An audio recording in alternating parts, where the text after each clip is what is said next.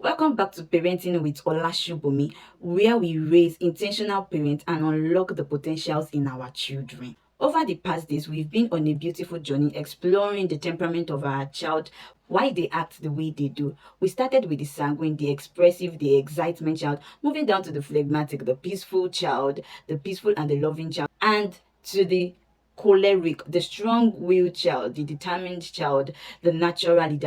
And now, on today's episode, we are wrapping up this series with a deep, thoughtful, perfectionist, beautiful temperament, which is the melancholy. Maybe you've seen a child who is unusually observant, deeply emotional, detail oriented. Or maybe you are wondering, why does my child take things so serious?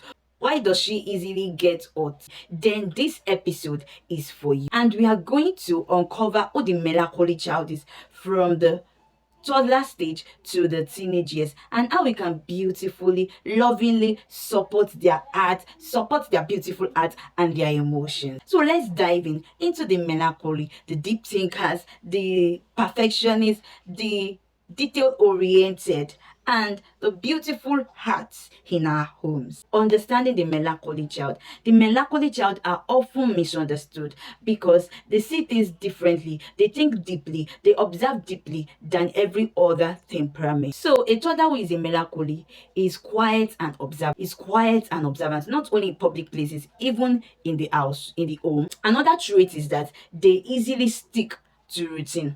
Yes, they easily stick to routine and they express their emotions but inwardly. Yes, one thing about a toddler with a melancholy is that you can notice is that they don't follow the crowd. For instance, they can play with just two toys. Yes, let me give that as an illustration. They can play with just two toys, and they are okay with that. Rather than them following the crowd, they would rather be with you personally, be with you, stay with you, play with you alone. And they don't make friends so much like that. They don't make friends so much like that. They can just have two friends that they are not so close with, but just two friends because they are reserved and they keep to themselves. For you to know if your preaching is a melancholy, they are attentive to details, to every little detail that a choleric may not see, to every little detail that a sanguine, a phlegmatic may not see. A melancholy will see it. Yes, they are attentive to detail. Yes, and they are very sensitive to correction. Yes. So when you correct them in public places, they can feel so hot. Like if you correct them in a way that is not loving, like in a harsh tone, they feel so hot deeply. Yes. They feel so hot deeply. They are sensitive to correction. They are sensitive to correction. So when you correct them also in a loving way, they take it with all their heart, and it makes them to stay safe with you. They want to express themselves with you. They want to be with you because they notice that you correct them in a loving way. One thing also is that they are lovers of quality and order. What did I mean by quality? Neat places, things that are perfectly in order.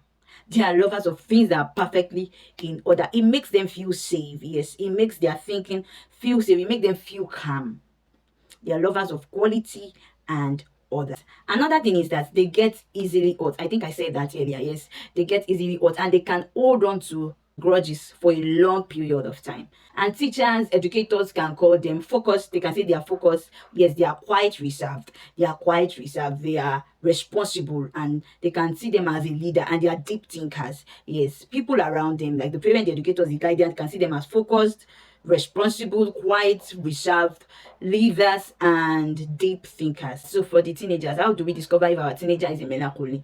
They are purpose driven. Yes, they are purpose driven. They want to know the purpose behind what they are doing. Like they are thoughtful, and they don't just do things anyhow. They think before they put in their action in doing a particular thing. So they are purpose driven. They want to know the reason behind why they should take that step. Unlike the sanguine can decide to do two things, three things at a time, as long as it's giving pleasure, because sanguines are pleasure driven. But for the melancholy, they are thoughtful, they are deep thinkers, and so in any activities they want to venture into, they sit down, they think about it. Okay, why am I taking this step? For a teenager now, why am I doing this? You see that they don't just jump into things, they don't just attach themselves to things. They have to calm themselves down, think about it. Is it going to benefit me? Is it not going to benefit me? Those are melancholy for you to figure out if your teen is a melancholy. And also they approach challenges thoughtfully. they withdraw easily anytime they're emotionally hurt, because they are these people, like I said, they are deeply emotional. They are deeply emotional. So they may withdraw easily when they are hurt.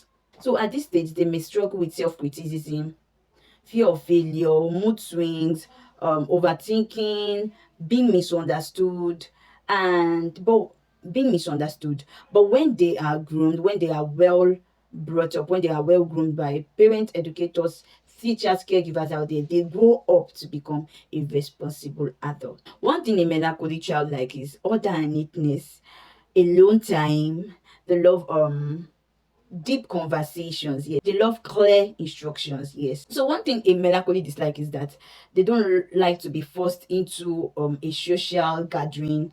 They don't like too much tasks. They don't like to be rushed. They don't like being harsh, using harsh words, and also they don't like feeling misunderstood. They don't like feeling misunderstood. How do we help a melancholy child? One thing is that create a safe emotional space. Yes, let them listen to them, let them talk less, listen more. Listen to them, let them feel safe. Like I said earlier, that they love deep conversations. Yes, let them talk to you, let them relate to you what they are experiencing. And another thing is that let them express their emotions to you. Tell them to tell you how they feel. Yes, let them show how they feel. Tell them to let you know how they feel.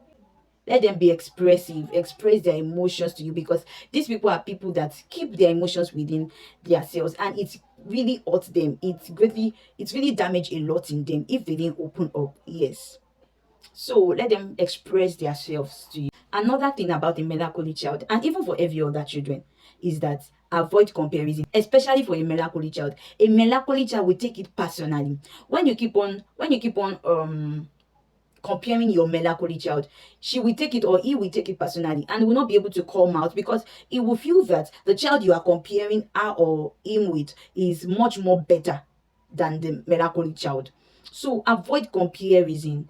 It's a major and crucial part. Avoid comparing your child with any other child. Every child is unique and they are differently gifted. And also give them tasks that brings out their creativity. Yes, for a melancholy child, assign tasks to them that brings out their creativity. Another thing is use gentle correction. Don't use harsh words. Don't let your words be harsh. Correct them in a peaceful way, in a loving way. Like I was saying earlier on, that they love to, when you correct them in love, they feel love and they want to express themselves to you more. But when you correct them in harsh words, when you use strong words, they won't open themselves to you again. So correct them in a loving way. So how do we help a melancholy to balance their emotion? One thing is that discuss their emotions openly and calmly. Discuss about them openly and calmly, one on one. Discuss about them openly and calmly and one thing is that let them know that mistake is also part of the journey of life. Let them know that, oh, it is okay for them to make mistake, but they should move on to the next and do the right thing. And one thing is that when your child comes in with a mistake, don't criticize the child immediately. Hear the opinion of the child. Okay, what happened? Don't immediately lash on the child. Let them also know that mistakes are part of growth. Yes, mistakes are part of growth. Another thing is that a melancholy needs words of affirmation. Yes, words of affirmation is so important with a melancholy, because a melancholy most times criticize themselves. They feel like they can't do it. They feel like they are not better because they are deep emotional personalities. So words of affirmation is very needed and very crucial in raising and bringing out the potentials in melancholy. So one of the things you can say is that you can do it. I believe in you. I trust you. I know you can do it. Yes, I know you can do it. You can do it much better. So words of affirmation are very important in raising up a melancholy. Another thing is encourage gratitude practices. Thank them in the little things they do. Oh wow, thank you, my love.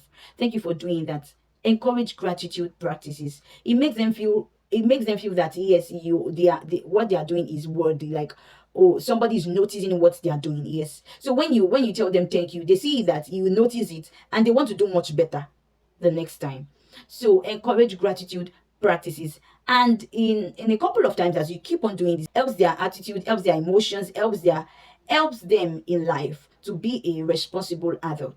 Another thing is that gently expose them to new experience, so it builds their confidence. The melancholy child is a gift.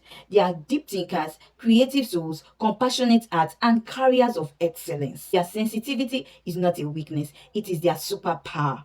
Their quiet nature does not mean they are shy. It means they feel the word deeply. When loved with patience and guided with gentleness, melancholy children grow into the kind of adults who bring beauty, healing, thoughtfulness, and creativity into the world. Thank you for joining today's episode of Parenting with Olasubomi and for staying through this entire temperament series. I pray this knowledge helps you to understand your child better and raise them with intention, grace, and wisdom. Keep nurturing intentionally and loving purposefully. I still remain Olasubomi.